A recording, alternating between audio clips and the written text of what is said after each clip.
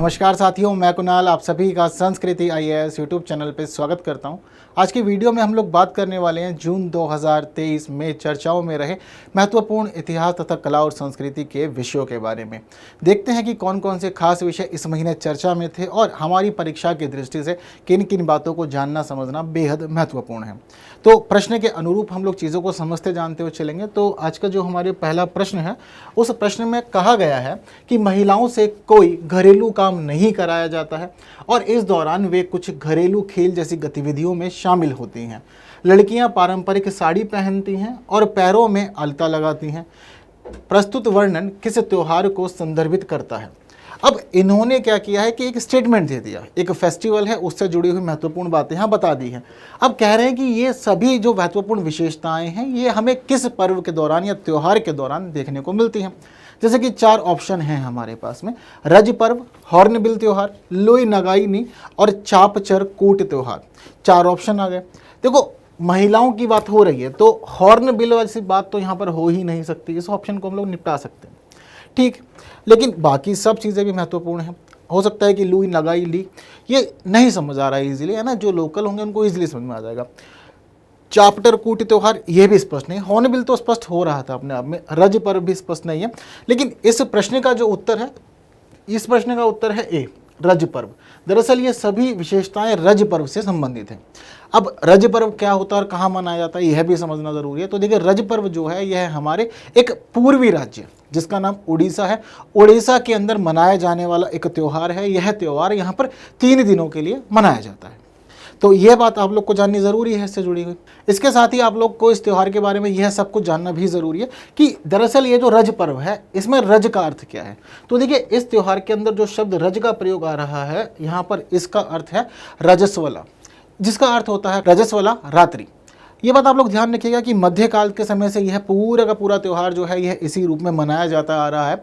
मध्यकाल के दौरान ऐसा माना जाता है कि यह त्यौहार एक कृषि अवकाश के रूप में आयोजित किया जाता था। लेकिन समय बदल रहा है, चीज़ें बदलती हैं, तो हम देखते हैं कि परिस्थितियाँ बदलने के साथ साथ, समय बदलने के साथ साथ नई नई विशेषताएँ और नई नई चीज़ें किसी एक त्यौहार या किसी एक क्षेत्र में शामिल होती रहती हैं, जिसको हम लोग धीरे धीरे अडॉप्ट करते हैं। तो ठीक इसी प्रकार मध्यकाल में एक कृषि अवकाश के रूप में यह पर्व मनाया जाता था, लेकिन अब चीज़ें बदल गई हैं। अगर हम आज के समय की बात करें क्यों मनाया जाता है, तो इसका अभी भी जुड़ाव तो कृषि से ही है। कृषि के लिए ही इसका प्रयोग किया जाता है, उपयोग किया जाता है। लेकिन मामला क्या है यहाँ पर, तो देखिए, जो जगन्नाथपुरी में भगवान है जगन्नाथ, भगवान जगन्नाथ की पत्नी भूदेवी से संबंधित है यह त्यौहार। आज के समय में पूरी मान्यता इसी से जुड़ी हुई है। अब स्थिति क्या है जरा ये समझते हैं। तो देखिए, जो भूदेवी है, नाम से ही पता चल रहा है कि अब भूमि की स्वामिनी है, भूदेवी हो गई।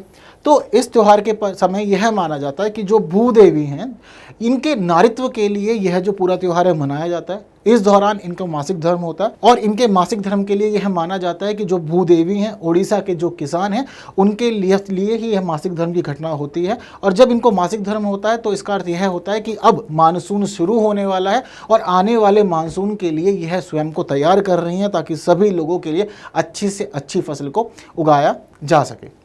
चीज़ें क्लियर है दुनिया आप लोग को। तो यह सारी महत्वपूर्ण बातें हैं जो जुड़ी हुई हैं किससे, रज पर्व से जो है। इसके साथ ही आप लोग को यहाँ पर यह बात भी ज़रूरी है, जैसे कि आपने समझ लिया कि मानसून के लिए मनाया जाता है, भूदेवी खुद को तैयार करती है, कृषि गतिविधियों संबंधित है। तो इसी के समय क्या होता है कि महिलाओं को विशेष महत्व दिया जाता है। मासिक धर्म से संबंधित है यह पूरा त्यौहार, तो महिलाओं का यहाँ पर विशेष महत्व रहता है। और महिलाओं का यहाँ विशेष महत्व इस प्रकार से रहता है कि उन्हें से घरेलू खेल जैसी गतिविधियाँ कुछ करा ली जाती हैं, मतलब खेल वगैरह में शामिल रहती है, लेकिन इस दौरान वह कोई भी घरेलू कामकाज नहीं करती। इस त्यौहार की ही यही खास बात है कि इसके समय में लड़कियां जो होती हैं वह भी पारंपरिक रूप से तैयार होती हैं, साड़ी पहनती हैं, वस्त्र प्रॉपर परिधान धारण करती हैं। और परिधान धारण करने के साथ साथ ही हम यहाँ पर यह भी देखते हैं कि वह अलता लगाती हैं और इस कार्यक्रम का आनंद लेती हैं, पूरी तरह से बहुत अच्छे त्यौहार मनाते हैं।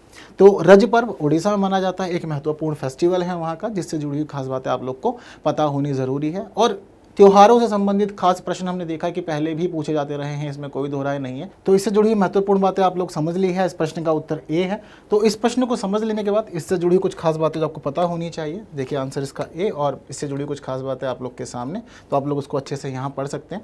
हम लोग हमारा अगला प्रश्न देखते हैं क्या कह रहे हैं। तो हमारा जो अगला प्रश्न है वह संबंधित है अंबुबाची मेले से। कह रहे हैं कि अंबुबाची मेले के संदर्भ में निम्नलिखित कथनों पर विचार कीजिए और कितने कथन सही हैं आप उसके बाद में यह बता भी दीजिए। तो अभी स्थिति यह है कि यहाँ पर 3 स्टेटमेंट दे रखे हैं। पहला स्टेटमेंट कह रहा है कि इसका आयोजन गुवाहाटी के कामाख्या मंदिर में किया जाता है। इसे देवी कामाख्या के मासिक धर्म से संबंधित है। इस अवसर पर मंदिर के द्वार 5 दिन बंद रहते हैं। 3 हमारे पास में स्टेटमेंट यहाँ पर आ गई है। अब दरअसल जून के करंट अफेयर में हम लोग क्यों पढ़ रहे हैं, सबसे पहले तो हमें यहाँ पर यही ही पता होना चाहिए। तो देखिए, हर वर्ष जून के महीने में कामाख्या देवी मंदिर जो असम के अंदर है वहाँ पे अंबुबाची मेले का आयोजन किया जाता है।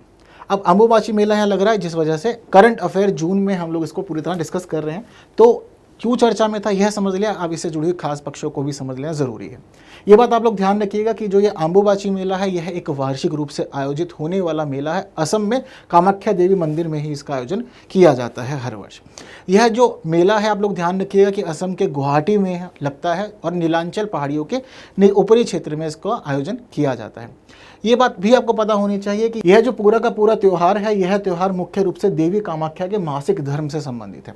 तो देखिए, मैंने आपको बताया कहाँ इसका आयोजन किया जाता है, गुवाहाटी में किया जाता है, कामाख्या देवी मंदिर में किया जाता है। तो पहली स्टेटमेंट ठीक है हमारी। दूसरी महत्वपूर्ण बात यहाँ पर कि देवी कामाख्या के मासिक धर्म से संबंधित है यह त्यौहार, तो हमारी दूसरी स्टेटमेंट भी यहाँ पर बिल्कुल ही ठीक है।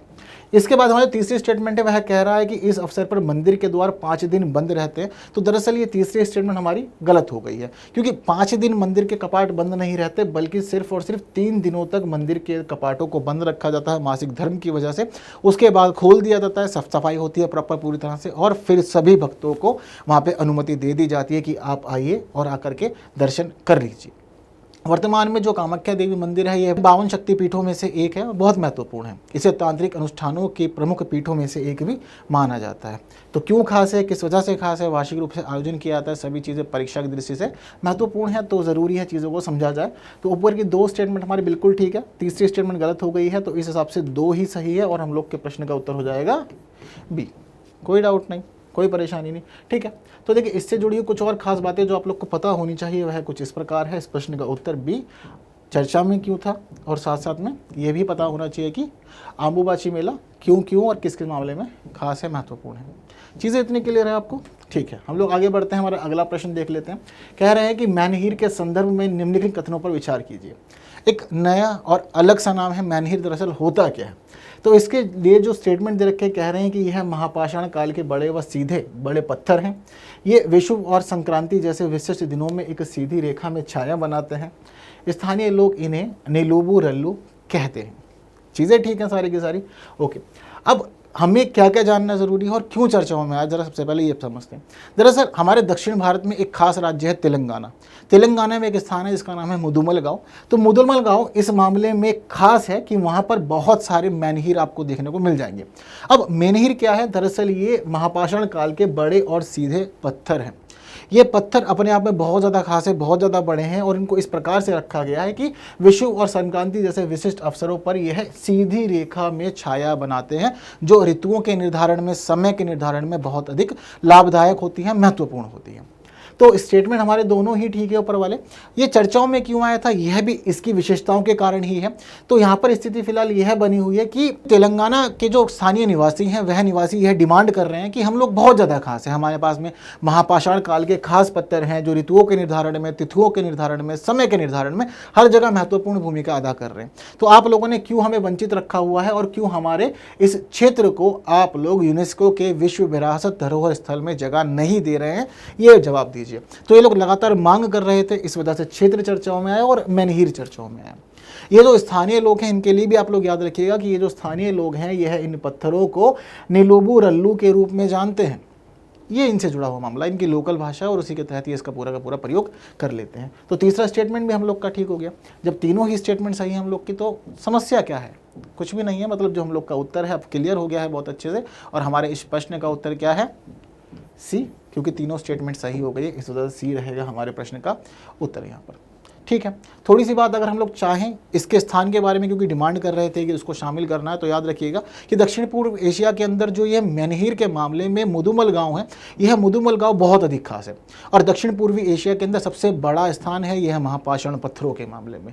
ये जो पत्थर है इनके लिए माना जा रहा है कि लगभग 3500 वर्ष पुराने यह पत्थर हैं, और इसी वजह से यह सभी चीज़ें बहुत ज़्यादा खास हैं और चर्चाओं में आई है। यहाँ पर बहुत सारे पत्थर हैं और जनरली अगर आप डिस्टेंस नोटिस करेंगे तो पता लगेगा कि 20 से 25 फीट के अंतराल में एक पंक्ति के अनुरूप इन सभी पत्थरों को व्यवस्थित किया गया। अब यह काम किसने किया और कैसे हुआ, इतने बड़े बड़े पत्थर इतने अधिक सिस्टमेटिक कैसे हैं यहाँ पर, इस सब को लेकर के बहुत अधिक अनुमान अभी हम लोग के पास में स्पष्ट नहीं है, लेकिन जो चीज़ें सामने है उसके आधार पर हम लोग बाकी मामला समझ जान तो सकते ही हैं। ठीक है, चलिए इसी के साथ हम लोग बढ़ते हैं आगे और देखते हैं इससे जुड़ी हुई अन्य बातें जो आप लोग के सामने हैं। जैसे कि प्रश्न का उत्तर मैंने बताया सी, तो ठीक उसी प्रकार सी आप लोग के सामने है और इससे जुड़ी कुछ खास बातें यह सभी भी आप लोग की स्क्रीन पर ही हैं। ठीक है, अगला प्रश्न देख लेते हैं हमारा क्या कह रहा है। हमारा जो अगला प्रश्न है वह संबंधित है होमो नलेडी से। अभी होमो नलेडी चर्चाओं में क्यों आया है, जरा सबसे पहले यह समझते हैं। दरअसल कुछ नए साक्ष्य प्राप्त हुए थे, सबने पढ़ा है ना कि कैसे कैसे मानवों का विकास हुआ, होमो सेपियंस, होमो इरेक्टस, होमो हैबिलिस, ये सब तो पढ़ा ही होगा। 11वीं की एनसीईआरटी तो शुरुआत ही इससे होती है, हिस्ट्री अगर आप लोग पढ़ना चाहेंगे तो। यहाँ पर स्थिति यह हो गई कि कुछ नए साक्ष्य प्राप्त हुए, और जो नए साक्ष्य प्राप्त हुए ये हमें बता रहे थे कि होमो नलेडी समुदाय जो है यह अपने संबंधियों के शवों को खुद ही दफनाया करते थे। इतना ही नहीं, संबंधियों के शवों को दफनाने के साथ साथ ही यह गुफा में नक्काशीदार अर्थपूर्ण प्रतीकों को भी उत्कीर्ण करने का कार्य कर लिया करते थे। ये एक नई शोध हुई और नई शोध की वजह से होमो नलेडी चर्चाओं में फिर आने लगा, और उसे संबंधित है हमारी यह तीनों के तीनों स्टेटमेंट। जैसे कि पहली स्टेटमेंट में कह रहे हैं कि इनके हाथ आधुनिक मानव के समान थे। वर्तमान में तो ये लुप्त हो गए हैं, चीज़ें बदल गई हैं, चेंज हो गई हैं, तो अभी इनको लुप्त ही मानते हैं जो हमारे विशेषज्ञ हैं।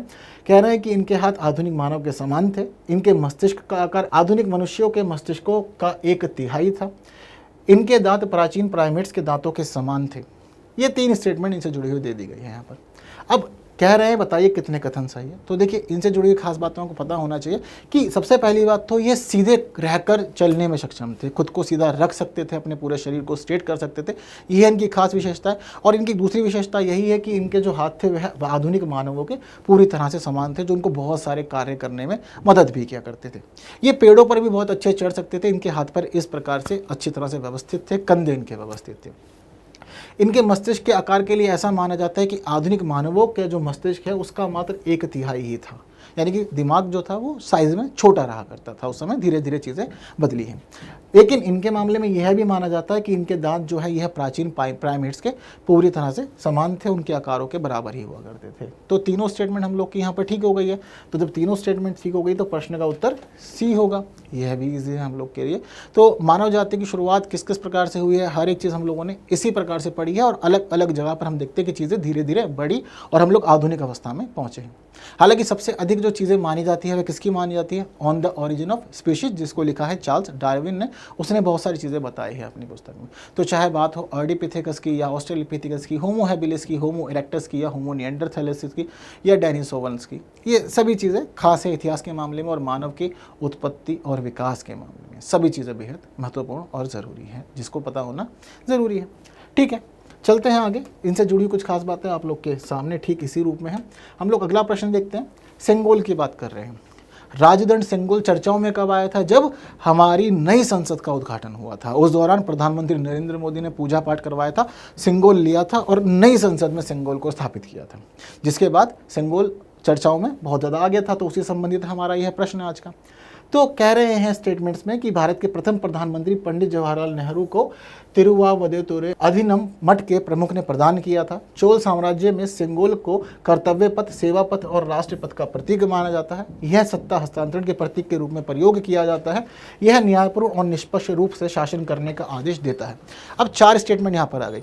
ये बात आप लोग को हमेशा ध्यान रखनी है कि जब जब सेंगोल की बात होगी तब तब आप लोग को चोल साम्राज्य याद कर लेना है, क्योंकि ये जो राजदंड देकर के सत्ता का हस्तांतरण हो रहा था तरह ये हमेशा चोल साम्राज्य की ही विशेषता रही है, उसी से ही चीज़ों को अडॉप्ट किया गया है और चोल साम्राज्य का इतिहास में बेहद महत्वपूर्ण स्थान है।